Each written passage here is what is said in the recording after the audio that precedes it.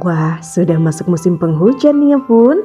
Biasanya di cuaca seperti ini, kita sering mendapati si kecil demam, flu, batuk, dan juga pilek yang tak kunjung usai.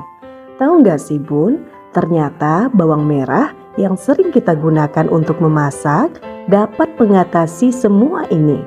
Caranya cukup mudah, potong bawang merah lalu taruh di bagian telapak kaki anak. Nah, ini bisa Bunda bantu dengan menggunakan kaos kaki atau plester ya Bun ya. Intinya bawang merah ini tadi menempel pada bagian telapak kaki anak. Ini bisa dilakukan saat anak mau tidur ya Bun. Dan ini bisa kita lakukan sampai flu, batuk dan juga demam anak ini sembuh. Semoga apa yang saya sampaikan ini bermanfaat. Selamat mencoba.